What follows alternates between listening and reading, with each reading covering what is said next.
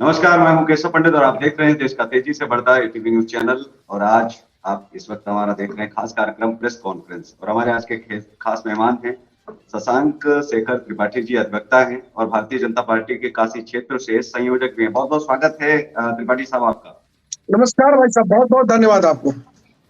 जी, क्या वजह आ पड़ी कि कांग्रेस के खिलाफ, कांग्रेस के सबसे बड़े नेता पूर्व राष्ट्रीय अध्यक्ष राहुल गांधी जी के खिलाफ आपने जो है परिवाद पत्र दायर कर दिया न्यायालय में? तो क्या जी वजह जी थी? जी, आप हमारे दर्शकों को भी बताएं। जी जी। ये मेरा और इस देश का दुर्भाग्य है कि मुझे परिवाद पत्र दाखिल करना पड़ा। जब जी राहुल गांधी ने ब्रिटेन में ये बयान दिया कि भारत में लोकतंत्र समाप्त हो गया है, जी भारत में अल्पसंख्यकों, दलितों और आदिवासियों पर हमले हो रहे हैं, भारत के प्रधानमंत्री अल्पसंख्यकों और सिखों को दोयम दर्जे का नागरिक मानते हैं, और उन्होंने राष्ट्रीय स्वयंसेवक संघ के ऊपर आरोप लगाया कि यह मुस्लिम ब्रदरहुड नाम का एक संगठन है। उसी समय भारत सरकार को संज्ञान में लेना चाहिए था और संज्ञान लेकर के राहुल गांधी के खिलाफ एफआईआर दर्ज कराकर, रेड कॉर्नर नोटिस जारी कराकर उनको ब्रिटेन में गिरफ्तार कराना चाहिए था। लेकिन फिर भी ये सारी प्रक्रियाएं नहीं हुई, तो मेरे द्वारा विभिन्न पुलिस और प्रशासनिक फोरम पे मुकदमा दाखिल पे एप्लीकेशन दिया गया राहुल जी के खिलाफ मुकदमा दर्ज करने के लिए। और जब कोई सुनवाई नहीं हुई तो हम लोगों ने माननीय न्यायालय का दरवाजा खटखटाया है, और मुझे उम्मीद है कि माननीय न्यायालय से न्याय जरूर मिलेगा।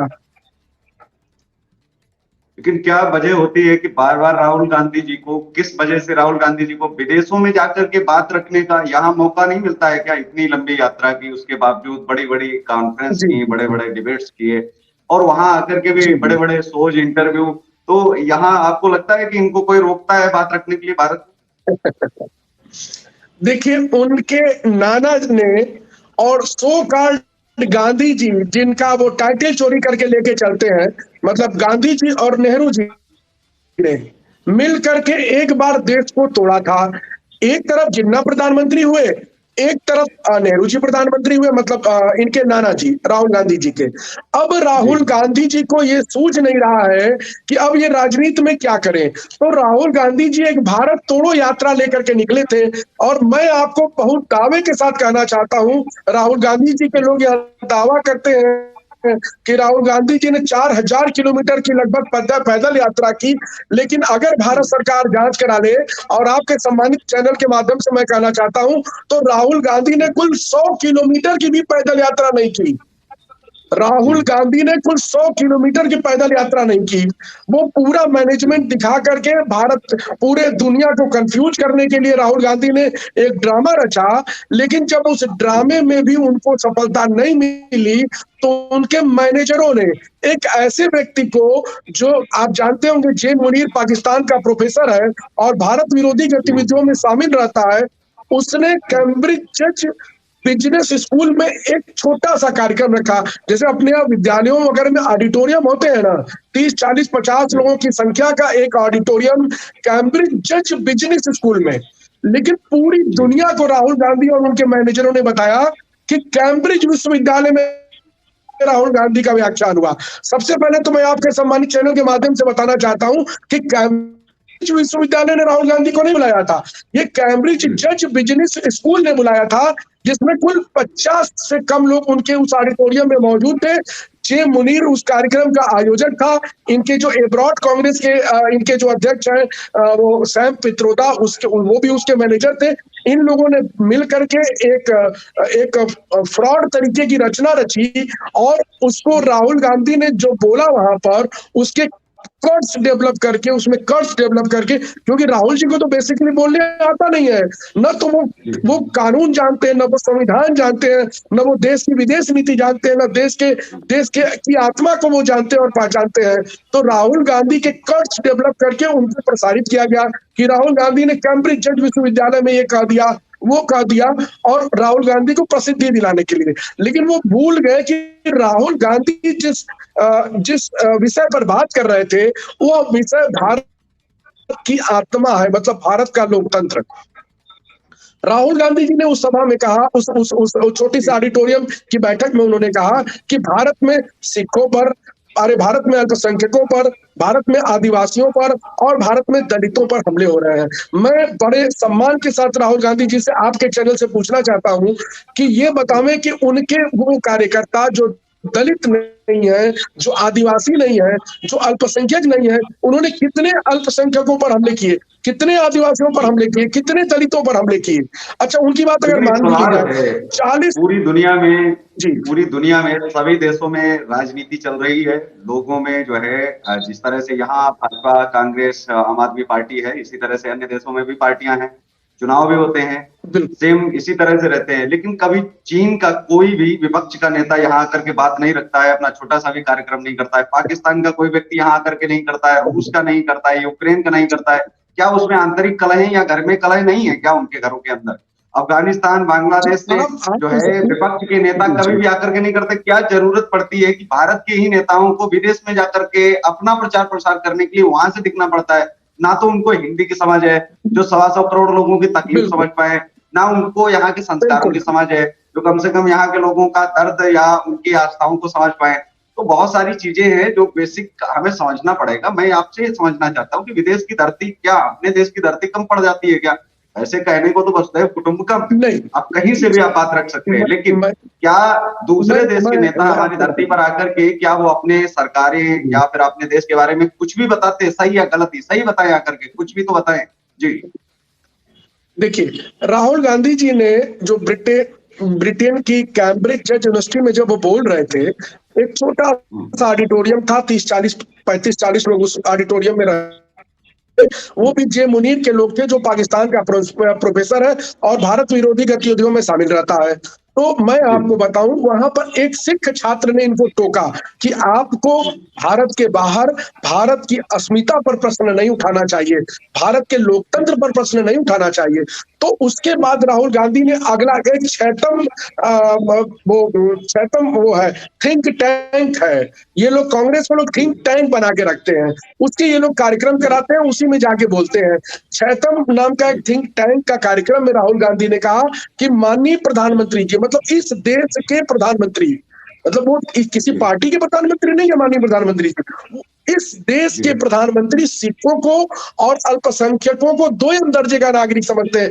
अब आप समझिए, राहुल गांधी का मॉडस ऑपरेंडी समझिए अपराध करने का। राहुल गांधी ने जिस क्षण ये बयान दिया, उस क्षण खालिस्तान आंदोलन फिर से सिर उठाने लगा। ब्रिटेन में भारतीय काउंसिलेट का झंडा उखाड़ के फेंका गया, जर्मनी में भारत के काउंसिलेट पर हमला हुआ, अमेरिका में भारत के काउंसिलेट पर हमला हो रहा है। तो राहुल गांधी जी के अगर विदेश दौरों की जांच करा ली जाए तो मैं आपको सही बता रहा हूं, भारत के अधिकांश समस्याओं का समाधान जो सेपरेटिस्ट है, जो आतंकवादी किस्म के लोग हैं, जो खालिस्तान मूवमेंट में शामिल लोग हैं, उसका कोई ना कोई कनेक्शन राहुल गांधी जी के उस विदेश दौरे से जरूर मिल जाएगा। तो राहुल गांधी तभी तो हमला कर पा रहे हैं। चीन से कोई व्यक्ति आकर के क्यों नहीं बोल लेता है जिसकी राहुल गांधी तारीफ करते हैं, ठीक है, और पाकिस्तान से आकर के कोई व्यक्ति पाकिस्तान के बारे में क्यों नहीं बोल लेता है? और उन्होंने आरएसएस की तुलना पाकिस्तान में आज आप हालात अगर पाकिस्तान में देखेंगे तो बहुत बुरे दौर से गुजर रहा है पूरा पाकिस्तान, और पाकिस्तान के लोग भी बहुत सारे जो विदेश में रहते हैं वो तो एनआरआई भी हैं, तो वो भी ऐसे मंच नहीं करते हैं। कभी हमने सुना नहीं है इस चीज को कि पाकिस्तान के लोगों ने कहा कि हमारे पाकिस्तान में ऐसा कुछ हो रहा है, और वो भी विदेश की धरती पर इस तरीके से वहां के विपक्ष के नेताओं ने कहा हो जाकर के। क्या उनको छूट नहीं है, या फिर वो बोलना नहीं चाहते, या फिर वो अपने राष्ट्र के खिलाफ कुछ कहना नहीं चाहते दूसरी धरती पर जाकर के? क्या है वहां, क्या कानून कड़ा है जी? एक तो पाकिस्तान और चीन जैसे देशों में छूट नहीं है। यदि आप विदेश में जाकर के देखिए, गिरफ्तारियां हो जाती हैं वहां पूर्व प्रधानमंत्रियों की, बड़े बड़े करप जेल में रहे, फिर ब्रिटेन में जाके निर्वासन काटा उन्होंने। अभी नवाज शरीफ जेल में रहे, फिर वो ब्रिटेन में निर्वासित है, लेकिन वो देश के खिलाफ नहीं बोलते हैं। लेकिन राहुल गांधी का एजेंडा है देश के खिलाफ बोलना। और मैं कुछ कहना नहीं चाहूंगा राहुल गांधी जी के, बस एक शब्द कहना चाहूंगा। हमारी जो आइडियोलॉजी के सबसे बड़े थिंकर है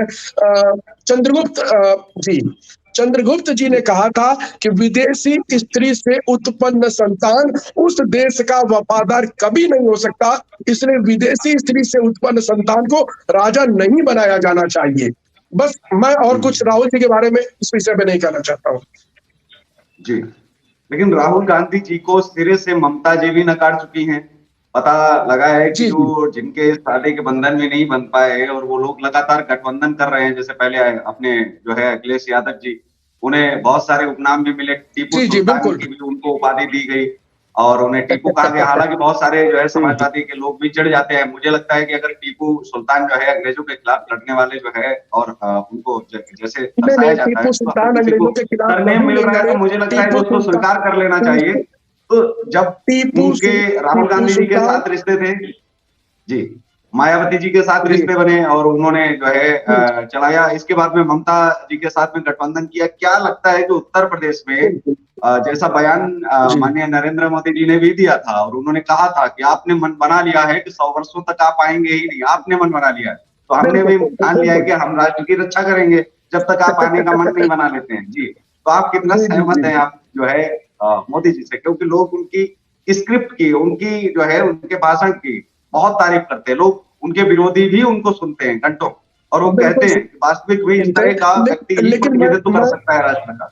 जी, मैं आपके माध्यम से आदरणीय प्रधानमंत्री जी से एक निवेदन करना चाहता हूँ। राहुल गांधी जी देश विरोधी गतिविधियों में लिप्त हैं। राहुल गांधी जी का चीन से कनेक्शन भी सामने आ चुका है। राहुल गांधी ब्रिटेन जाकर के फ्रांस से, अमेरिका से भारत के लोकतंत्र को बचाने की मदद मांग रहे हैं, गुहार लगा रहे हैं। जब एक सिख छात्र ने उनको टोका तो वे वहां पर कहते हैं कि सिखों को माननीय प्रधानमंत्री जी दोयम दर्जे का नागरिक समझते हैं। वे राष्ट्रीय स्वयंसेवक जी, संघ की तुलना मुस्लिम ब्रदरहुड नामक आतंकवादी संगठन से करते हैं। तो मेरा आपके माध्यम से आदरणीय प्रधानमंत्री जी से निवेदन है कि राहुल गांधी को समय रहते उनकी सारी गैर कानूनी गतिविधियों की जांच कराकर उनके खिलाफ तत्काल प्रभावी कार्रवाई अमल में लाई जाए। अन्यथा इस देश को पुनः उस स्थिति में राहुल गांधी ले जाना चाहते हैं जब 1947 में भारत का विभाजन हुआ था। राहुल गांधी जी, उसी दिशा में देश को ले जाना चाह रहे हैं और भारत की जनता इस बात को समझ रही है, भारत के नेता इस बात को समझ रहे हैं, भारत के प्रधानमंत्री जी इस बात को समझ रहे हैं। लेकिन चूंकि भारत के प्रधानमंत्री जी लोकतांत्रिक व्यवस्थाओं में विश्वास रखते हैं, इस नाते वो प्रक्रियागत तरीके से चलना चाहते हैं। तो मेरा उनसे निवेदन है, हाथ जोड़कर करबद्ध प्रार्थना है कि माननीय प्रधानमंत्री जी इस विषय पर विशेष ध्यान दे करके राहुल गांधी जी के, उनकी टीम के लोगों की पूरी जांच करा करके, उनके जांच करा करके और उनके सारे विदेशी कनेक्शनों की जांच करा करके उनके खिलाफ तत्काल प्रभावी कार्रवाई लाए। अन्यथा 2024 का लोकसभा चुनाव आते आते राहुल गांधी इस देश में कोई बड़ा विवाद खड़ा कर सकते हैं, जिससे देश की शांति व्यवस्था, देश की एकता, अखंडता प्रभावित हो सकती है। क्योंकि राहुल गांधी ने वहां जाकर के ब्रिटेन में कहा कि 40 करोड़ अल्पसंख्यकों पर हमले हो रहे हैं, 30 करोड़ आदिवासियों पर हमले हो रहे हैं और लगभग 20 से 22 करोड़ दलितों पर हमले हो रहे हैं। तो ये बताइए भाई साहब, 40 करोड़ अल्पसंख्यक, 30 करोड़ आदिवासी, 20 करोड़ दलित, 90 करोड़ लोगों पर हमले हो रहे हैं, तो हमले कर कौन रहा है? राहुल जी, गांधी रेस के आधार पर, क्षेत्र के आधार पर, संप्रदाय के आधार पर, जाति के आधार पर समाज को बांट करके समाज में विवाद पैदा करना चाहते हैं और भारत की एकता और अखंडता पर हमला कर रहे हैं, जिसके लिए भारत में संसद पिछले 8 दिनों से नहीं चली है। राहुल गांधी के खिलाफ विशेष नोटिस देकर के उनके खिलाफ कार्रवाई करके, चूंकि उन्होंने पीपल्स रिप्रेजेंटेशन एक्ट का उल्लंघन किया है, उन्होंने भारत के संविधान की शपथ खा करके भारत के संविधान पे प्रश्न उठाया है, इसलिए उनकी लोकसभा की सदस्यता कैंसिल होनी चाहिए और उनको गिरफ्तार करके उनके खिलाफ कड़ी कानूनी कार्रवाई होनी चाहिए। जी। लेकिन अब साथ ही राहुल गांधी के जो है इन्हीं जब जब ऐसे कृत्य आते हैं इनके और ऐसे बयान आते हैं कि बाहर इन्होंने किया है, तो सफाई देने लग जाते हैं। क्या कैसे देखते हैं आप? कहीं गलतियों को कभी एक्सेप्ट ही नहीं करती है कांग्रेस। आज तक कभी उन्होंने माना ही नहीं कि हमारे नहीं, नेता ने आज नहीं तक कोई करती, गलत बिल्कुल बयान नहीं दिया है। करती। उनको लगता है पता कि नहीं कौन पता नहीं जी, कौन से कुएं का भांग कांग्रेसी भाई पिए हुए हैं हमारे।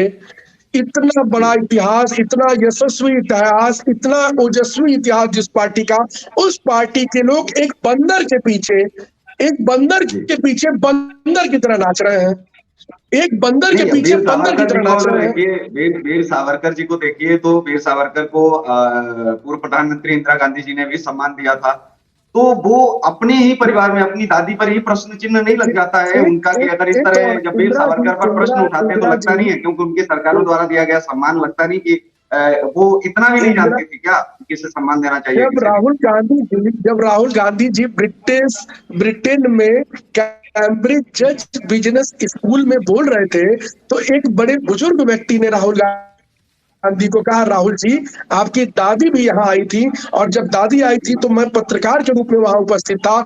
उनसे जब एक पत्रकार ने पूछा भारत के बारे में, तो उस समय उनके खिलाफ उनकी लोकसभा सदस्यता चली गई थी हाईकोर्ट, इलाहाबाद हाईकोर्ट के आदेश से। और लेकिन उन्होंने कहा भारत के लोकतंत्र के विषय पर मैं बात नहीं करूंगी, क्योंकि इंदिरा जी की माता जी इस देश के निवासी थी, इंदिरा जी के पिताजी इस देश के निवासी थे। लेकिन मैं बड़े बड़े दुख के साथ कहना चाहता हूं, फिर वही बात कहना चाहता हूं, चाणक्य ने कहा था आज के लगभग 2000 साल पहले कि विदेशी स्त्री से उत्पन्न संतान को राजा नहीं बनाना चाहिए, वह आपके राज्य के प्रति कभी वफादार नहीं होगा।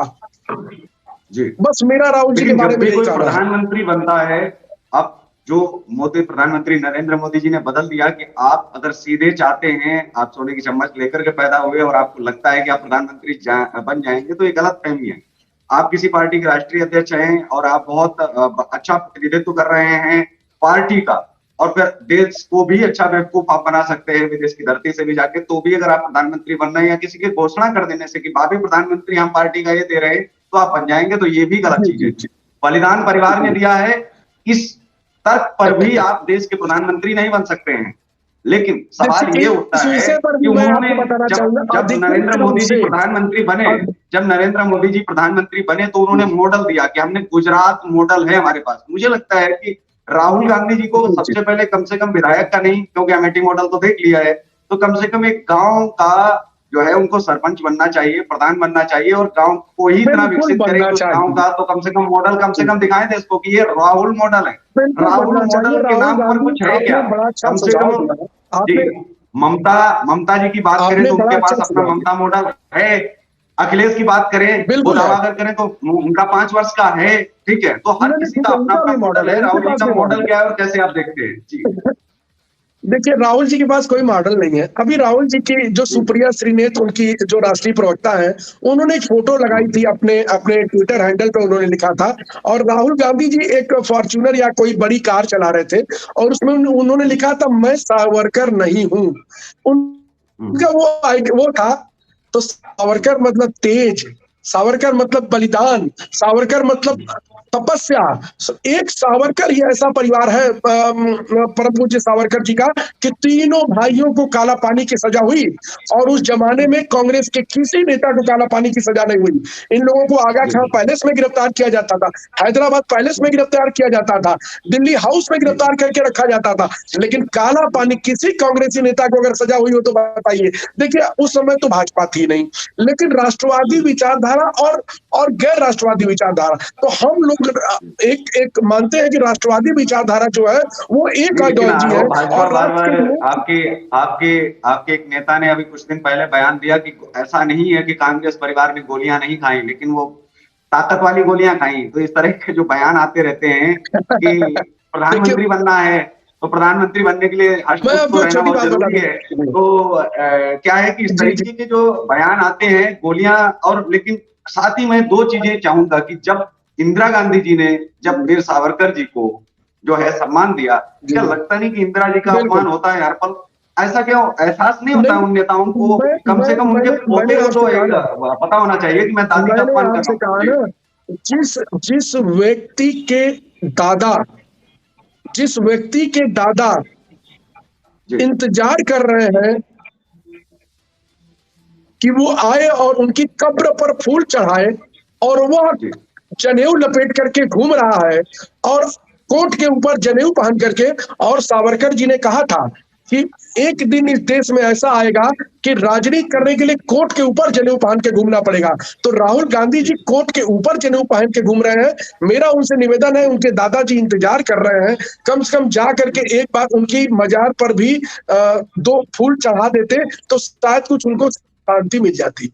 अच्छा, दूसरा विषय, राहुल गांधी जी के पास कोई भी ज्ञान नहीं है। मैं राहुल गांधी को चैलेंज करता हूं, जबकि मैं भाजपा का सबसे छोटा कार्यकर्ता हूं और मैं एक नेशनलिस्ट आइडियोलॉजिस्ट हूं।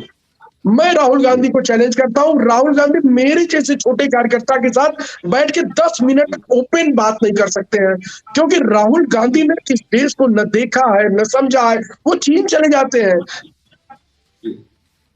चीन की संस्था राजीव गांधी फाउंडेशन के लिए पैसा ले लेते हैं, लोगों को बता देते हैं कि हमारा अमरनाथ यात्रा दौड़ करके कराए, अमरनाथ यात्रा हम दौड़ करके कराए।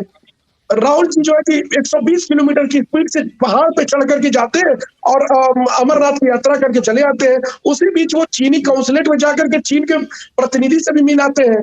तो जो राहुल गांधी देश विरोधी गतिविधियां इतने दिनों से चला रहे हैं, उनके समाप्त होने का समय आ गया है, क्योंकि भारत की जनता जागरूक हो चुकी है। और मैं आपसे वादा कर रहा हूं आपके चैनल पर बड़ी जिम्मेदारी के साथ, राहुल गांधी ने एक बार माननीय प्रधानमंत्री जी के बारे में कहा था कि 6 महीने के अंदर भारत की जनता माननीय प्रधानमंत्री जी को चौराहे पर जूते से मारेगी।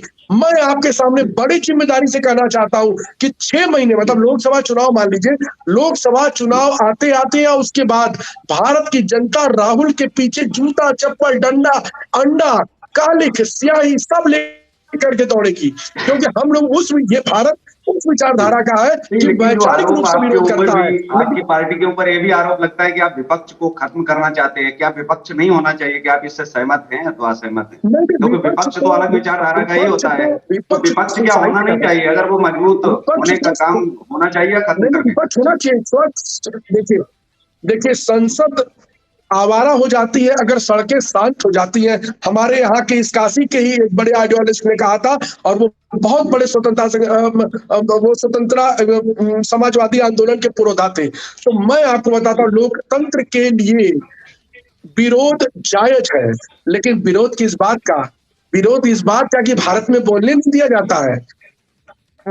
भारत में स्वतंत्रता प्रभावित हो रही है, भारत में स्त्रियों पर हमले हो रहे हैं, भारत में आदिवासियों पर हमले हो रहे हैं, भारत में अल्पसंख्यकों पर हमले हो रहे हैं, भारत में अल्पसंख्यकों को दोयम दर्जे का नागरिक समझा जाता है। इस दुनिया में पर्शियन मतलब वो जो यहूदी सबसे ज्यादा, सबसे कम मात्रा में 0.3% भारत में है। एक यहूदी ने कभी कहा हो कि भारत ने उसके साथ या भारत के किसी नागरिक ने उसके साथ दोयम दर्जे का व्यवहार किया हो। लेकिन आप कहते हैं कि मुसलमानों के साथ दोयम दर्जे का व्यवहार होता है, आप कहते हैं सिखों के साथ दोयम दर्जे का व्यवहार होता है। आपने ही इस सेपरेटिस्ट विचारधारा के आधार पर टू नेशन थ्योरी डेवलप की, जिन्ना को बनाया। जिन्ना ने, गांधी ने कहा था, गांधी जी ने, मैं बड़े दुख के साथ कहना चाहता हूं, गांधी जी ने कहा था कि इस देश का बंटवारा मेरे इस लाश पर होगा, लेकिन देश का बंटवारा हो रहा था। पश्चिम बंगाल में लाखों लोग मर रहे थे, पाकिस्तान में लाखों हिंदुओं को लाशें जलाने के लिए लकड़ियां नहीं मिल रही थी, औरतों की नंगी परेड कराची की सड़कों पर कराई जा रही थी, लेकिन गांधी जी मौन थे। गांधी जी दिल्ली की जामा मस्जिद में कड़ाके की ठंड में अंदर घुसे हुए हिंदुओं को निकलवा करके रात में माइनस टेम्परेचर में उन्होंने रात में हिंदुओं को सड़कों पर खड़ा किया, और उसमें ठंड के मारे सैकड़ों हिंदू मारे गए। गांधी जी ने ये किया। मुझे बहुत दुख होता है इस बात का कि जो गांधी जी ने कहा अगर वह किया होता तो शायद गोडसे वाली घटना न हुई होती। जी, लेकिन गांधी जी से अछूती भी तो कोई पार्टी नहीं है। गांधी जी की न तो विचारधाराओं से अछूती है, और ना तो, अगर हम अपने स्वतंत्रता सेनानियों को देखें तो उन्होंने लड़ाई चाहे जैसे लड़ी हो, लेकिन लड़ाई लड़ी है, इसमें भी कोई शक नहीं है। मैं तो हर उस व्यक्ति को भी नमन करना चाहूंगा जिसने आजादी के बारे में सोचा हो, लेकिन ऐसे में आपको नहीं लगता? जी जी जी, गांधी जी ने लड़ाई लड़ी, गांधी जी की लड़ाई का पूरी दुनिया सम्मान करती है, हम लोग भी सम्मान करते हैं। लेकिन क्या 1 लाख से ज्यादा लोगों को जिनको फांसी दे दी गई अधिकृत रूप से, जो ब्रिटिश रजिस्टर में दर्ज है, उनका कोई योगदान नहीं था? सरदार पटेल, चंद्रशेखर आजाद, भगत सिंह, अशफाक उल्ला खां, इनका कोई योगदान नहीं था। सैकड़ों हजारों ऐसे लोग, चापेकर बंधुओं का कोई योगदान नहीं था। बाल लाजपत राय, बाल गंगाधर तिलक और उनका कोई योगदान नहीं था। आपने कांग्रेस को सारा योगदान ट्रांसफर किया। आपने जो किताबें लिखी, आपने जो बच्चों की पुस्तकें लिखी, आपने जो इतिहास लिखा, उसमें सिर्फ आपने बताया कि चरखे से आजादी मिली। चरखे से आजादी नहीं मिली। 1.5 साथ लाख ही से ज्यादा लोग मैं अधिकृत एक रूप से। सवाल, क्यों कुछ सवाल आपसे भी करने हैं, क्योंकि आप जब मुकदमा परिवार पत्र आप दायर करें तो मैं ये चाहता हूं कि एक परिवार पत्र बामन मेश्राम के खिलाफ भी दायर इस देश में कब किया जाएगा। जो व्यक्ति खुलेआम कहता है कि मैं गांधी की जो है कब्र खुदवा दूंगा जेसीबी से अगर मेरी सरकार आती है, और वहीं एक दूसरी तरफ एक जो है एक संत जब इसी तरह का बयान देता है तो उसके खिलाफ जो है एफआईआर हो जाती है, उन्हें जेल में डाल दिया जाता है। बामन मेश्राम पर कार्रवाई क्यों नहीं? और जितने भी लोग गांधी के खिलाफ बोलते हैं, अगर राष्ट्रपिता का दर्जा उनको मिला है, नेताजी सुभाष चंद्र बोस ने स्वयं बोला है, तो हमें लगता है कि पुरानी क्या गलती हुई है, किससे क्या नहीं हुआ है, उस पर एक क्या क्रांतिकारियों पर बोलने के लिए कोई बिल नहीं आना चाहिए कि नहीं, हमारे क्रांतिकारियों पर कोई भी अगर ठीक है, 1947 से पहले उस पर बोलने व्यक्तियों की पर अपनी करे। जी सीमाएं हैं। उस पर बोलने की अपनी सीमाएं हैं, सबको अपनी सीमाओं में बोलना चाहिए। लेकिन अगर अगर इस देश में स्वतंत्रता संग्राम हुए हैं तो 1.5 लाख से ज्यादा लोग गोली से और फांसी से मरे हैं स्वतंत्रता संग्राम में, उनका भी नहीं, लेकिन योगदान क्या है। गाली से सहमत 75वां हैं स्वतंत्रता। आप क्या गाली से सहमत हैं? वही एक संत अगर महात्मा गांधी जी के ऊपर टिप्पणी करे तो उसे बंद कर दिया जाता है, जेल में डाल दिया जाता है। वहीं दूसरी तरफ बामन मेश्राम उनकी कब्र उखाड़ने तक की बात करे और वो आज देश में खुला घूम रहा है, तो आप दोनों को कैसे देखते हैं? ये मतलब ये तो फिर नहीं, ये 2000 दर्जे दोनों का ही चीजें कानून देखिए, हुआ ना, महात्मा न्याय कैसे हो गया? जी गांधी जी एक बड़े स्वतंत्रता संग्राम सेनानी कि एक बड़े स्वतंत्रता संग्राम सेनानी थे। गांधी जी ने स्वतंत्रता के लिए बहुत सारे आंदोलन किए, लेकिन मैं गांधी जी को राष्ट्रपिता नहीं मानता हूं, क्योंकि भारत के संविधान में उपाधियों का वर्जन किया गया, का निषेध किया गया है। जितनी भी उपाधियां किसी के भी द्वारा दी गई थी, उस संविधान में कानून बना करके उनको जो है समाप्त कर दिया गया।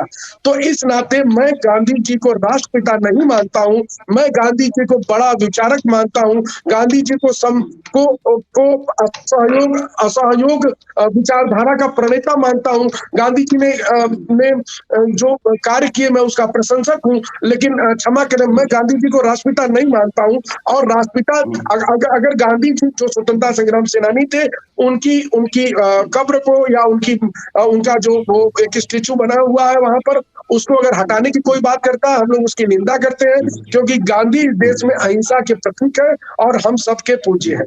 परंतु जी गांधी जी को राष्ट्रपिता नहीं, मैं नहीं मानना मानता या हूं, ना क्षमा मानना करें। तो विचारधारा एक अलग है। लोग सुभाषवादी हैं, सुभाष प्रेमी हैं, सुभाष जी की जो है विचारधारा पर चलने का प्रयास करते हैं और चल रहे हैं। जो लोग हैं जिनके अंदर हिम्मत थी वो लोग आगे गए, आगे आए। जिनमें हिम्मत नहीं थी उन्होंने खैर विरोध किया, विरोध तक सीधी तरह शांति से उन्होंने प्रदर्शन किए। तो हर तरह के प्रदर्शन हुए और हर तरह के प्रदर्शन होने भी चाहिए, क्योंकि हिंसक आप एक बार प्रदर्शनों। इसी को और दोहरा दीजिए हमारे, प्लीज आप इस देश के दर्शकों के लिए एक बार और दोहरा दीजिए।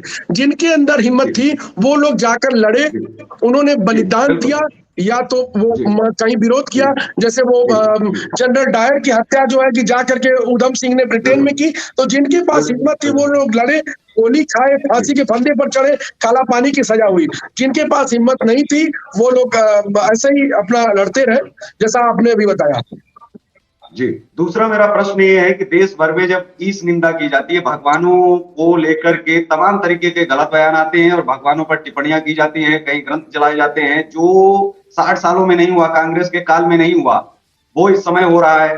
जिस समय पहली बार एक पुस्तक जली थी, अगर उस समय शंकराचार्य या फिर धर्माचार्य उस व्यक्ति को चुनौती देकर के शास्त्रार्थ करते, जैसा पहले मंडन मिश्र के साथ किया गया था, क्या शास्त्रार्थ करने वाले लोग खत्म हो गए बिल्कुल हैं बिल्कुल। ये धरती से? ये समझा जाए, तो मैं हम्म, तो यही समझता हूँ।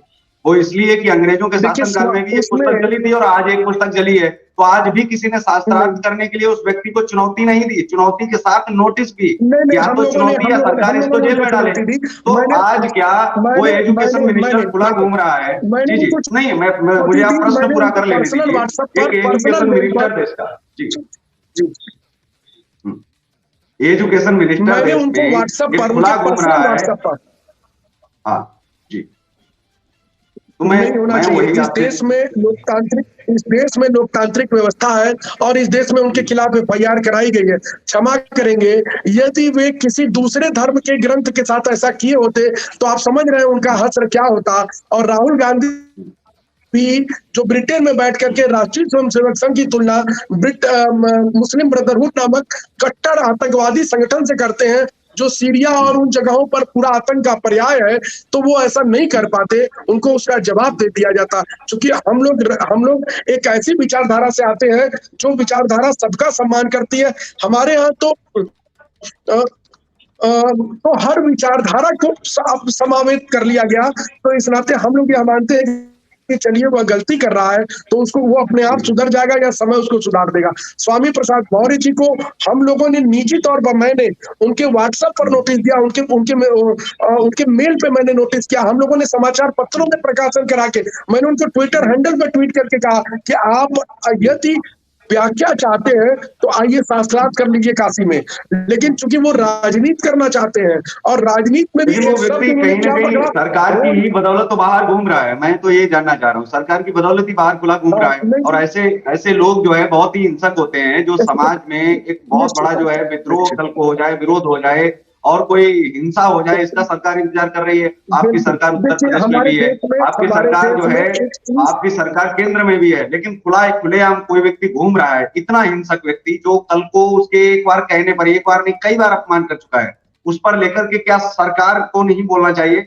और सदन में भी ये चर्चा हुई है, तो उसके बावजूद भी अभी तक कार्रवाई नहीं हुई। आपको तो कानून बना देना चाहिए उस पर कि इस निंदा, उनके मतलब खिलाफ 20 साल की सजा या 10 साल की, नेताओं पर तो प्रतिबंध लग जाना चाहिए।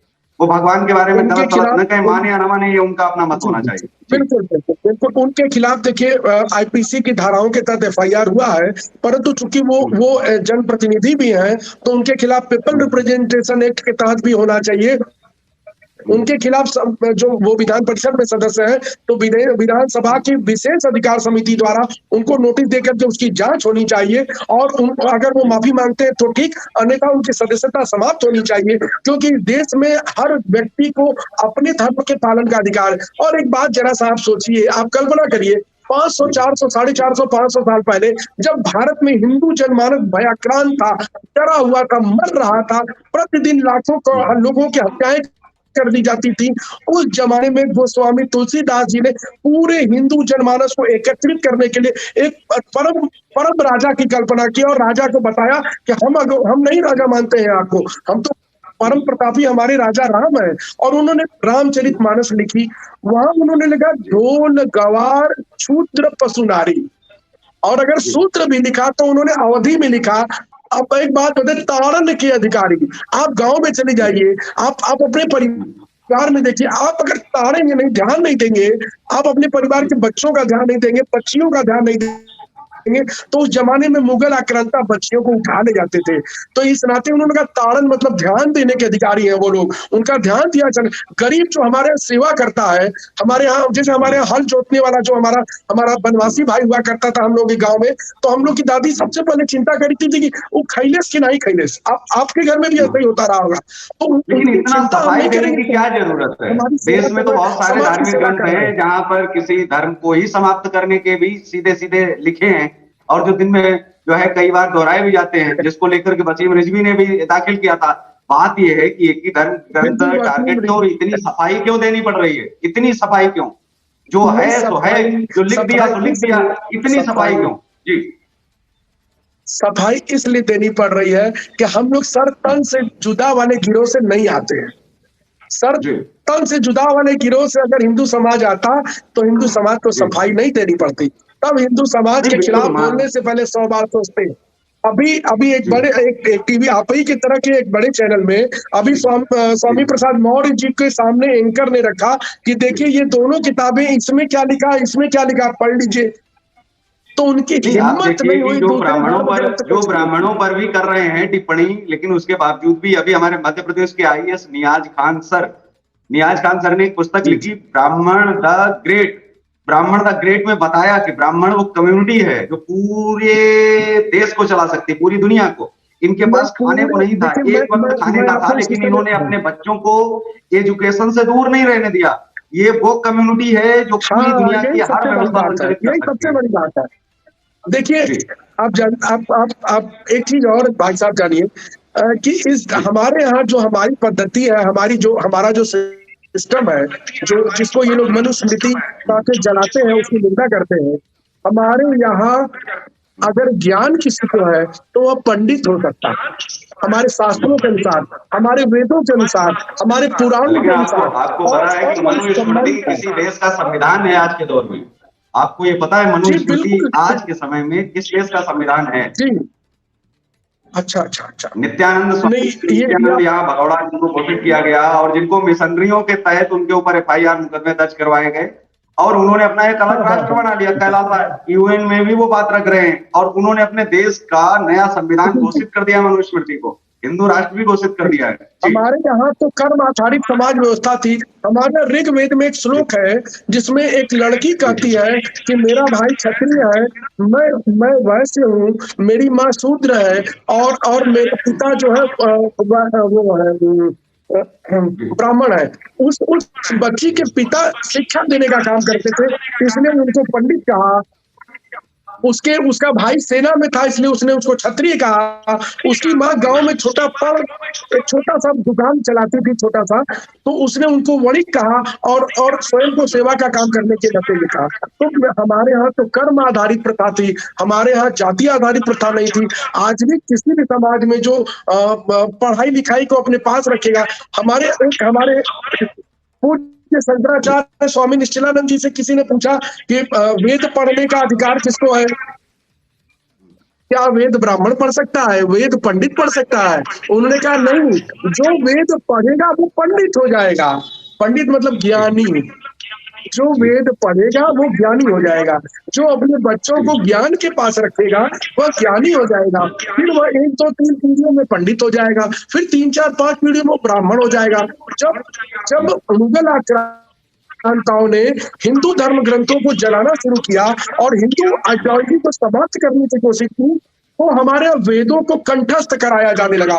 जो नहीं, वेद इस को तरह 3 से जब प्रकार समझा पढ़ते जाए वो त्रिपाठी हो गए, जो 2 प्रकार से पढ़ते अगर थे वो टुबे हो गए, जो 4 प्रकार से पढ़ते थे वो चौबे हो गए। तो जो ज्ञान को पढ़ते थे और ज्ञान का पठन कई प्रकार से करते थे, वो जातियों में उनका विभाजन हो गया। फिर 6वीं लेकिन 7वीं अगर शताब्दी आपके में हम जो लिखा साधारण पढ़ी का भाषा काम पर करते थे। त्रिपाठी साहब आपकी साधारण भाषा को अगर हम समझें इस तरह से कि अगर गुलाम शूद्र को गुलाम कहते हैं, जैसा कि लोगों ने बताया है, गुलाम को हम हिंदी भाषा में दास कहते हैं, तो तुलसी जी ने तो स्वयं अपने नाम के पीछे दास शब्द लगाया है। अपने को दास उन्होंने कहा, पूरे शब्द तो अपने वही को दास लगाया कहा। नहीं है, ब्राह्मण बताया नहीं है, स्वयं पंडित लगाया नहीं है उन्होंने स्वयं जी नहीं, उन्होंने जी स्वयं दास कहा। और हमारे जी। यहाँ शूद्र आज का शूद्र नहीं, लेकिन जिसको अगर भारतीय यही संविधान दास में, अगर हमारे कहीं संविधान में शूद्र। अगर यही दास कहीं स्वामी प्रसाद जैसे व्यक्ति भी नासमझ हैं जिनके आगे अगर दास लगा दिया होता स्वामी दास, तो वो तो ये समझते कि दास तो जो अच्छा, है शूद्रों का एक एक आधिकारिक बात मैं एक आपको उपजाति थी। आपके माध्यम से देश की जनता से एक प्रश्न पूछना चाहता हूँ। जी देश का सबसे बड़ा एम्पायर था नंदा साम्राज्य 2000 वर्ष पूर्व, जिसको चंद्रगुप्त मौर्य ने समाप्त किया और 300 वर्षों तक मौर्य शासन इस देश में रहा। उसके बाद एक जी 20-30 सालों के बाद का पुष्यमित्र शुंग का शासन है। उसके बाद या तो क्षत्रिय देश में राजा रहे, या तो वैश्य राजा रहे, या तो ओबीसी जिनको 100 कास्ट ओबीसी चौहान राजा रहे, और तो वो गौड़ राजा रहे, और मौर्य राजा रहे। ब्राह्मण राजा कब रहा इस देश में? आपकी दादी की कहानी सुनाती होंगी तो यही कहती होंगी कि एक गरीब ब्राह्मण था। जी ब्राह्मण तो जन्म से, लेकिन ब्राह्मण ने किताब का दामन कभी नहीं छोड़ा, ब्राह्मण ने ज्ञान का दामन कभी नहीं छोड़ा। या ये कह एक लीजिए बड़े कि जिन लोगों ने ज्ञान का दामन नहीं छोड़ा वो ब्राह्मण हुए। और आज मैं भी अपने बच्चों से ये बात कहता हूँ कि बेटा पैसा न रहे, अगर पढ़ोगे ज्ञान रहेगा तो तुम ज्ञानी माने जाओगे, पंडित माने जाओगे। अन्यथा 1 2 पीढ़ियों बाद तो फिर तुम किस किस जाति सिस्टम में आओगे तुम खुद नहीं समझ पाओगे, क्योंकि ब्राह्मण जी का धन ज्ञान है, और जिसके पास ज्ञान है वो ब्राह्मण है, दोनों चीजें हैं। जी। लेकिन ब्राह्मण की इतनी बड़ी घनघोर बेइज्जती होती रही पूरे देश में, प्रथम प्रधानमंत्री जी भी पंडित और अंतिम जो है भावी प्रधानमंत्री जी भी पंडित, लेकिन उन्होंने ब्राह्मणों पर कोई शब्द नहीं कहा। उन्होंने संत तुलसीदास पर जो है कोई जो है मौन रहे। क्या उस समय उनको कैसे आप देखते हैं कि क्या राहुल गांधी जी को इन विषयों पर भी तो बोलना चाहिए? शोषण किसका अधिक हो रहा है, अल्पसंख्यक आखिर में है कौन? मैं कहता हूँ जो 3% है ब्राह्मण है जिन्होंने कभी एजुकेशन का साथ छोड़ा नहीं और जो जानते थे, जो भीमराव अम्बेडकर जी ने कभी बताया है आरक्षण जो मांगा नहीं। जी कभी जो भीमराव आरक्षण अम्बेडकर मांगा जी ने नहीं, बताया कि कभी शिक्षा व्यापार शेरनी का किया दूध है, नहीं। वो पहले से ही जानते थे जी। शिक्षा शेरनी का दूध है, ये बात जो जानता था वही आज ब्राह्मण है। आप इसको ऐसे जी समझिए, या जो आज जानेगा कि शिक्षा शेरनी का दूध है वही ब्राह्मण है, वो ना आरक्षण मांगेगा ना उसको आरक्षण की जरूरत होगी, क्योंकि उसके अंदर ज्ञान होगा। और मैं ये मानता हूं कि अगर अगर कोई कहे कि मैं गरीब हूं, तो मुझे लगता है कि आपके पास क्या है, तो पैसा नहीं है। अगर आपके पास ज्ञान है तो आप गरीब नहीं हो सकते हैं, और अगर आपके पास ज्ञान नहीं है तो निश्चित तौर पर आप गरीब हैं। तो ब्राह्मण निश्चित तौर पर समाज को दिशा देने का काम करता है, पूरे हिंदू समाज को बांध कर ले चलने का काम करता है। समझिए जाति व्यवस्था, अच्छा आप शादी व्यवस्था को जरा देख लीजिए, ब्राह्मण के बगल में नाऊ बैठता है, दूल्हे के बगल में, और पंडित जी के बगल में नाऊ बैठती है। पंडित जी अपने ज्ञान के आधार पर जो पैसा वहां पाते हैं, मान लीजिए 500 रुपया पंडित जी को मिलता है, तो 250 रुपया नाउन को मिलता है और 250 रुपया नाऊ को मिलता है। मतलब जो पैसा ब्राह्मण को ज्ञान के आधार पर मिलता है, उसका आधा पैसा नाऊ को सेवा के आधार पर मिलता है। हमारे शादी व्यवस्था में देखिए, जो पत्तल आता है जिसमें भगवान की पूजा होती है, वो पत्तल कहाँ से आता है आप जरा बताएंगे? वो पत्तल मुसहर समाज के लोग लाते हैं, बहंगी में हमारे गांव में लोग लाते थे, आपके गांव में भी लाते होंगे। वो पत्तल हमारे यहाँ मुसहर समाज, बनवासी समाज के लोग लाते थे, और उनको सीधा पिसान दे करके उनसे वो पत्तल लिया जाता था। हमारे यहाँ जो वो सुग्गा वगैरह पहने जाते हैं मड़वे में, उसको आप देखिए वो कहाँ से आता है? वो पेनवंशी समाज के यहाँ से आता है, जिसको आज SC ST में कर दिया गया है। आज मुसहर समाज OBC SC में हो गया है, लेकिन हमारे यहाँ उसी पर देवता की पूजा होती है, जिस पर जो वो मुसहर समाज का व्यक्ति वो लेकर के आता है वो पत्तल। तो ब्राह्मणों ने सभी समाज के लोगों को जोड़ कर रखा, बांध करके रखा, और ब्राह्मण का जो बॉन्डेज है उसी को तोड़ने में 1000 सालों से ये लोग लगे हुए हैं। लेकिन भारत की सभ्यता और संस्कृति ऐसी है कि ब्राह्मण को आप भारत की सभ्यता से तोड़ नहीं सकते हैं, और भारत की सभ्यता और अन्य समाज को ब्राह्मण से नहीं तोड़ सकते हैं। लेकिन जहां हम बात करें प्रधानमंत्री नरेंद्र मोदी जी की, वो तो जहां जाते हैं वही मंदिर बनवा के चले आते हैं, क्योंकि ऐसा क्या है कि वो तो देश का नाम ऊंचा करने की बात करते हैं, वो तो कभी करते ही नहीं आदिवासी और इन सब चीजों को, क्योंकि ये मायने मुद्दे हैं ही नहीं। मुझे लग रहा है, या अगर हैं तो फिर वो विदेश के मंच पर जाकर के हल क्यों करें? आपसी बात है तो घर में बैठ करके बातचीत करेंगे। अगर उनको कोई तकलीफ है या दुख है दरअसल या दर्द है तो दरअसल देश के लोगों को जाना चाहिए। भारत की राजनीति में जो माइंडसेट डेवलप किया गया, वो यह डेवलप किया कि हिंदुइज्म का विरोध करना सेक्युलरिज्म है। आप जानते हैं, आप बड़े पत्रकार हैं, आप जानते हैं कि दुनिया के 7 बड़े मुस्लिम देशों ने अपने देश का गैर सैनिक सबसे बड़ा सम्मान माननीय प्रधानमंत्री जी मोदी जी को दिया है। सऊदी अरब में, और ईरान में, सब जगह मंदिर बन रहे हैं, क्योंकि मंदिर शांति की स्थापना के लिए होता है। मंदिर में जो वेद मंत्रों का जो जो जो होती है, उसके अंदर जो वेव निकलती है, वो मन को शांति देती है। वो तरंगे इतनी ऊर्जावान है कि जो दुनिया की सबसे बड़ी वो बनी हुई है, अमेरिका में जो सबसे बड़ी प्रयोगशाला बनी हुई है, वहां नटराज की मूर्ति लगी हुई है, और वे लोग भी गायत्री मंत्र पर रिसर्च करके इस बात को पाए हैं कि गायत्री मंत्र दुनिया का सबसे शक्तिशाली मंत्र है। अब वो घंटे की तुलना लाउड स्पीकर से करवाते हैं सेकुलर लोग। अरे घंटा और लाउड स्पीकर की क्या तुलना? और परम पूज्य मोहम्मद साहब 1400 साल पहले जब थे, तो उस समय तो लाउड स्पीकर था नहीं। आज के 100 साल पहले सऊदी अरब में बिजली तो थी नहीं, लेकिन हमारा घंटा अनादिकाल से है और अनादिकाल तक रहेगा। यही बात अरब कंट्रीज के लोग समझ चुके हैं। भारत के भी हमारे मुस्लिम भाई इस बात को समझ रहे हैं, लेकिन भारत के हमारे मुस्लिम भाइयों को बरगलाने के लिए, बहलाने के लिए, फुसलाने के लिए एक विभिन्न प्रकार का षड्यंत्र रचा जा रहा है, जो बहुत खतरनाक है। इस पर देश की सुरक्षा एजेंसियों को ध्यान देकर ऐसा षड्यंत्र करने वालों के खिलाफ कठोर कार्रवाई करनी चाहिए, ऐसी मेरी मांग है। लेकिन देश के अंदर जब जाति की बात की जाती है, जिस पर राहुल गांधी जी भी बहुत बार बयान देते हैं और तमाम जो है देश के नेता बयान देते आए हैं कि जातियों पर जब चर्चा होती है, और जाहिर सी बात है कि जब जाति इस देश में हमेशा ना तो राजनीति से अछूता रहा और ना ही स्वतंत्रता से और ना ही किसी भी चीज से, तो जाति को लगता नहीं कि जब हम अंग्रेजों का विरोध कर रहे थे तो हम विदेशी वस्त्रों का भी विरोध कर रहे थे, हम उनकी जो है एजुकेशन का भी विरोध कर रहे थे, हम उनके जो है देश के नाम का भी विरोध कर रहे थे जो उन्होंने इंडिया रखा, उनकी जो नागरिकता का नाम था जो जो जो पासपोर्ट पे आता था वो इंडियन शब्द का भी हम विरोध कर रहे थे। आज क्या अगर हम जाति का विरोध करें तो क्या हम पहले सरकारीकरण जो जातियों का हो चुका है तो पहले जाति शब्द ये जो जाति प्रमाण पत्र बने हैं उनको स्वाहा कर देना चाहिए। तो जाति प्रमाण पत्र जो लोग खुद जाति प्रमाण पत्र बनवाते जो है वो लोग विरोध कर रहे हैं। जी जाति व्यवस्था का हम समर्थन नहीं करते हैं। हम चाहते हैं कि इस देश में जाति प्रथा समाप्त हो। इस देश में जो जाति के आधार पर जो डाइवर्जन है वो समाप्त हो। उसके लिए जो भी प्रक्रियाएं अपनानी जानी चाहिए राहुल गांधी सबको उन जगहों पे अपनानी चाहिए जहां पे कांग्रेस की सरकार है, और वहां पर संविधान के द्वारा दिए जाने वाले जाति प्रमाण पत्रों को कैंसिल कर दिया जाना चाहिए, या तो समाज के लोगों को यह बताना चाहिए कि वह किस आधार पर अगड़े हैं, वह किस आधार पर पकड़े हैं, या राहुल गांधी जी को और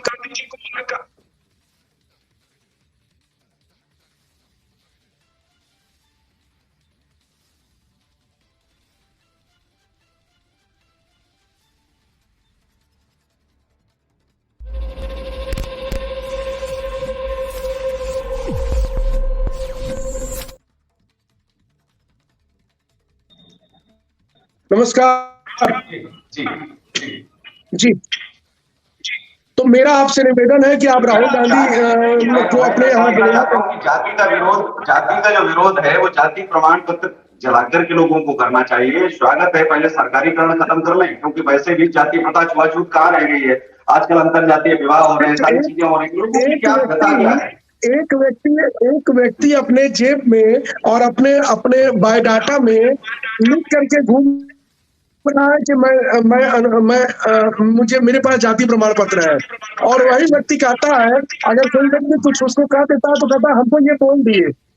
ठीक, तो ये तो संविधान में राहुल जी के नाना जी ने क्या किया ये राहुल जी बता सकते हैं, लेकिन हम लोग जाति प्रथा का समर्थन नहीं करते।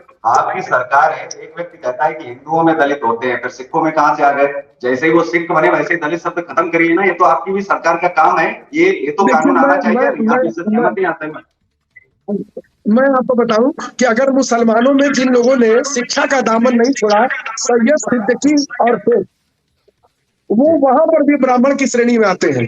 ठीक, और जो सिखों में जो लोग शिक्षा का दामन नहीं छोड़े, जो लोग वहां पूजा पाठ करते हैं, अरदास करवाते हैं, मैं रोकना चाहूंगा। पूरी दुनिया में हम अभी एक सर्वे हुआ, ये पता नहीं सर्वे वाले कहाँ से निकल के आते हैं तो मुझे नहीं पता है, लेकिन एक सर्वे हुआ, बोले कि ये वहां की एजेंसी ने करवाया। साहब उसकी एजेंसी पर तो बहुत भरोसा है अमेरिका वाली। तो मैंने कहा ठीक है, क्या बताया? बोले 127वें 28वें नंबर पे हम एजुकेशन में आए। तो मैंने कहा 127वें, तो मैंने कहा कि उसमें क्या मदरसों में पढ़ने वाले छात्रों को एजुकेशन की लाइन में नहीं देखती हैं एजेंसियां? भाई इस देश में तो हर कोई पढ़ रहा है ना, लेकिन केवल विद्यालयों को क्यों जोड़ा जा रहा है? गुरुकुल को क्या वो जोड़ नहीं रहे? तो ऐसे नहीं, दोनों पर सवाल है। गुरुकुल और मदरसों में पढ़ने वाले जो छात्र हैं उनको ये एजेंसियां बेवकूफ बनाने के नाम पर केवल विद्यालय में पढ़ने वाले बच्चों को ही छात्र मानती हैं, लेकिन गुरुकुल और मदरसों में पढ़ने वाले बच्चों को छात्र मानती हैं। आखिर क्या वजह है? क्या सवाल यहीं पर उठने चाहिए? ये एजेंसियां क्या इतनी विश्वसनीय है? जी नहीं, वो एजेंसियां बिल्कुल भी जो विश्वसनीय नहीं है। वो कांग्रेस के लोगों के द्वारा थिंक टैंक के नाम पर समय, आप उस थिंक टैंक को आप देखेंगे ना तो आपको जरूर पता चलेगा कि कांग्रेस के कोई ना कोई नेता की लड़के या लड़की उस थिंक टैंक के डायरेक्टर है। भारत हंगर इंडेक्स में 127वें स्थान पर है। बांग्लादेश और पाकिस्तान और श्रीलंका से भी पीछे है। और भारत में विगत 3 वर्षों में किसी आपकी बातों से एक चीज समझ में आ गई कि कैम्ब्रिज में लोग पढ़ने कम नेतागिरी करने में इसलिए ज्यादा जाते हैं कि भारत के लोग राजनीति और राजनेता बनने में सबसे ज्यादा जो है वो पसंद करते हैं अपने आप को, कि नेतागिरी करनी है, पढ़ाई वढ़ाई तो ऐसे ही जो है चलती रहेगी, चाहे वो फिर जेएनयू हो या फिर वो कैम्ब्रिज हो, दोनों के हालात एक जैसे हैं। जी, कैम्ब्रिज के जिस बिजनेस स्कूल में राहुल गांधी जी पढ़े हैं, और अभी मैं कैम्ब्रिज जो स्कूल का वो देख रहा था, तो वो उन्होंने जो राहुल गांधी के लिए जारी किया था कि आपके दादाजी भी, आपके नाना भी यहीं पढ़े थे और आपके पिता भी यहीं पढ़े थे। तो मैं आपसे कहना चाहता हूँ भाई साहब, मैं बड़े जिम्मेदारी के साथ आपसे कहना चाह रहा हूँ कि 1,00,000 1,50,000 रुपया अगर आप खर्च करेंगे तो आप भी कैम्ब्रिज बिजनेस स्कूल की डिग्री पा लेंगे। समझ रहे हैं। लेकिन उसी का ये मुलम्मा ओढ़ के कैम्ब्रिज जज बिजनेस स्कूल में पढ़े, कैम्ब्रिज स्कूल में पढ़े, कैम्ब्रिज स्कूल में पढ़े, कैम्ब्रिज में पढ़े तो क्या पढ़े, ये भी तो बताओ पढ़े क्या। कोई डिग्री डिप्लोमा 3 महीने 6 महीने का लाख 1.5 लाख रुपए फीस देकर के ये लोग पा जाते हैं, फिर पूरी दुनिया को बताते हैं कैम्ब्रिज विश्वविद्यालय में पढ़े, कैम्ब्रिज विश्वविद्यालय में पढ़े। अरे जैसे अपने यहाँ विद्यालय होते हैं, उनसे संबद्ध छोटे छोटे विद्यालय होते हैं, उसी में से एक कैम्ब्रिज जज बिजनेस स्कूल है, वो सैकड़ों तरह के छोटे छोटे मैनेजमेंट कार्यक्रम चलाता है। उसमें मैं भी अगर 1.5 लाख रुपए खर्च कर दूं, राहुल गांधी जी अगर मुझे भी रुपए दे दे, तो मैं भी कैम्ब्रिज विश्वविद्यालय का छात्र हो जाऊंगा, मेरे पास भी डिग्री हो जाएगी बड़ी सी कैम्ब्रिज नहीं विश्वविद्यालय तो की। बाहर की डिग्री तो लेने की उसी को लेकर आवश्यकता के है ये क्या, लोग जब घूमते अपने हैं और देश दुनिया को में बताते 60 हैं वर्षों कि में मैं कैम्ब्रिज विश्वविद्यालय से पढ़ा हूँ। 60 वर्षों में दुनिया के सबसे बेहतरीन डॉक्टर, मास्टर और जो है विद्यालय, यूनिवर्सिटी सब कुछ जब कांग्रेस बिल्कुल ने खुद भारत से बनाया था, निकलते तो हैं, खुद के भारत से बनाए निकलते हुए हैं। विद्यालयों पर, खुद की बनाई यूनिवर्सिटी पर विश्वास नहीं था क्या? हालांकि किसी प्रधानमंत्री अरे जी तो उन्हीं भाई विद्यालयों साहब, में पढ़े हैं। जी मैं तो आपके माध्यम से पूछना चाहता हूँ, जब केंद्र में जी यूपीए की सरकार थी तो परम आदरणीय कांग्रेसियों की राजमाता सोनिया गांधी हर 6 महीने पर विदेश इलाज के लिए जाया करती थी विशेष हवाई जहाज से। लेकिन जब से इस देश में भारतीय जनता पार्टी की सरकार आई है, माननीय मोदी जी इस देश के प्रधानमंत्री हैं, तब से सोनिया गांधी बीमार होना बंद कर दी, विदेश इलाज के लिए जाना ही बंद कर दी। ये कौन सा माननीय मोदी जी ने उनको दवा खिला दिया कि नहीं तो पहले तो वो इसमें 6 इसमें महीने इसमें पे विदेश जाती थी इलाज के लिए। इसमें समस्या और क्या है? अगर प्रधानमंत्री भाई नरेंद्र साहब, मोदी जी के, जी उनको गोपनीय बीमारी हुआ करती थी, मैं आपको बताऊं, मैं फिट अधिकृत इंडिया, रूप से आपको बता फिट रहा हूँ, इंडिया, उनको गोपनीय बीमारी हुआ करती थी। Fit India, fit India, fit India अगर हो रहा है, सोनिया उसके तहत अगर सभी लोग सो, सही हो रहे हैं, तो उसमें क्या सोनिया समस्या क्या है? गांधी जी को गोपनीय बीमारी हुआ करती थी, जो न तो भारत के कानून में किसी को बतानी होती थी और न तो आप आरटीआई से प्राप्त कर सकते थे उनको कौन सी बीमारी है, क्योंकि जी उन्होंने तो मंत्री के ऊपर भी, देखिए इस देश में प्रधानमंत्री बनाए गए, राष्ट्रपति बनाए गए संविधान के अनुसार, लेकिन प्रधानमंत्री और राष्ट्रपति से भी ऊपर एक सोनिया गांधी के लिए एक पद बना दिया गया और वो उससे ऊपर हो गई। तो सोनिया गांधी जी 6 महीने लेकिन पर कांग्रेस में बहुत केरल के अच्छे हवाई लीडर हुए जहाज से हैं, ऐसा विदेश नहीं है। क्यों जाती थी। इस देश में जी, इस देश में कांग्रेस में क्या आपको लगता है कि अच्छे नेताओं की कमी है क्या? इस देश में कांग्रेस में नहीं नेताजी नहीं सुभाष नहीं चंद्र नहीं बोस भी नहीं रहे, न, न, न, लाल बहादुर इस शास्त्री देश जी रहे हों, बहुत सारे लोगों ने। क्या कांग्रेस में अच्छे नेताओं की कमी है कांग्रेस क्या, या उनको फिर पढ़ने नहीं दिया नहीं नहीं जाता? जी कांग्रेस में अच्छे नेताओं की कमी नहीं है। कांग्रेस में जी अच्छे नेताओं को जो देश का भला करना चाहते हैं उनको ऐसे दरकिनार कर दिया जाता है कि लगता है कि उनको राजनीति करने ही नहीं दी जाती है। और कांग्रेस में उन्हीं को राजनीति करने दी जाती है जो भारत माता को गाली देगा, जो भारत देश को गाली देगा, भारत के संविधान को गाली देगा, जो सेपरेटिस्ट की बात करेगा, जो तो सिख आंदोलन को बढ़ावा देगा, जो मुसलमानों को बताएगा कि नासी सीए तुम्हारे ऊपर लागू किया जा रहा है, वो भारत की भारतीय राष्ट्रीय कांग्रेस में राजनीति करेगा। लेकिन कांग्रेस में ऐसा भी तो रहा है कि भारत जोड़ो यात्रा के दौरान राहुल गांधी जी भी तो संत वेशभूषा में लगातार दिखे और केसरिया धारण भी सारे किए दिखे, सेपरेटिस्ट के तिलक साथ भी दिखे। लगाया है। इस देश के जितने सेपरेटिस्ट हैं, इस देश के जितने गैर जिम्मेदार लोग हैं, इस जेएनयू में भारत तेरे टुकड़े होंगे का नारा लगाने वाले लोग उनकी यात्रा में दिखते हैं। एनआरसी सीए में का जो विरोध करने वाले लोग थे वो दिखते हैं उसमें। आप वो मोदी की हत्या करने की घोषणा करने वाले लोग उसमें दिखते हैं। भारत माता के खिलाफ षड्यंत्र करने वाले लोग उसमें दिखते हैं। कोई राष्ट्रवादी कार्यकर्ता उसमें दिखता है क्या? राहुल गांधी जी ने कुल 100 किलोमीटर की पैदल यात्रा की होगी। भाई साहब, मैं बड़ी जिम्मेदारी के साथ बता रहा हूँ। और राहुल गांधी जी के साथ इस पेजी लगी हुई है, स्पेशल प्रोटेक्शन ग्रुप उनके साथ काम करता है। और लेकिन मैं फिर हम अभी लोग अभी दूसरे पर आरटीआई डाल के मैं मांगने चाह रहा हूँ, जी अभी मैं गृह मंत्रालय में आरटीआई डाल के मांगने जा रहा हूँ कि राहुल गांधी ने एक्चुअली कितनी यात्रा की, ये गृह मंत्रालय बताए। और यह गृह मंत्रालय को बताना एक पड़ेगा, और क्योंकि इस एक, पीछे गृह मंत्रालय के अंतर्गत आती है और गृह मंत्रालय यह बताएगा कि राहुल गांधी ने कितनी यात्रा की। लेकिन एक सवाल और है, क्योंकि हम लोग फिर वापस वहीं पर आए। ये जो केस आपने किया है, और ये तो हमने देख लिया कि राहुल गांधी जी के ऊपर किया है, किन वजहों को लेकर के किया है, उसकी कार्रवाई कहां तक पहुंची है, उसको भी हम जानना चाहेंगे आपसे। जी, और आपको क्या अपेक्षा है अभी? देखिए, जी राहुल गांधी जी ने विदेशों में जो बयान दिए, भारत के संविधान के खिलाफ, भारत के लोकतंत्र के खिलाफ, भारत में जातीय धार्मिक विद्वेष भड़काने के लिए, भारत की एकता व अखंडता को प्रभावित करने के लिए, भारत के लोगों को आपस में लड़वाने के लिए, ये भारतीय दंड विधान की विभिन्न धाराओं के तहत अपराध है। और उनके उनके मैनेजर सैम पित्रोदा ने अपने ट्विटर अकाउंट से और अन्य अकाउंट से सोशल मीडिया पे सब जगह वायरल किया। तो मैं वाराणसी में उस विषय से प्रभावित हुआ, मुझे डर लगने लगा, अरे भारत में लोकतंत्र समाप्त हो जाएगा तो क्या होगा? भारत में इतने लोगों पर हमले हो रहे हैं, तो मतलब बड़ी भारत की सरकार क्या कर रही है? तो मैंने इस विषय का एक मुकदमा माननीय सीजेएम साहब, माननीय अपर मुख्य न्यायिक मजिस्ट्रेट प्रथम उज्ज्वल उपाध्याय जो एमपी कोर्ट के जज है, उनकी अदालत में दाखिल किया। हम लोगों ने उनके यहाँ बहस पूरी कर दी है और हम लोगों ने उनसे कह दिया है कि सीआरपीसी की धारा 190 और 179 के तहत आप इसके लिए अधिकृत, आप अगर असुस्थ होते हैं तो हम लोग रिटन आपके सामने स्टेटमेंट दाखिल करेंगे। इसलिए हमारा मुकदमा जायज है, कानून के अनुसार है। आप इसका संज्ञान लेकर के राहुल गांधी के खिलाफ कार्रवाई प्रस्तुत करें। अब आज 4 बजे तक शायद ऑर्डर आ जाएगा, तो जो ऑर्डर होगा मैं आपके सम्मानित चैनल के माध्यम से सूचित करूंगा।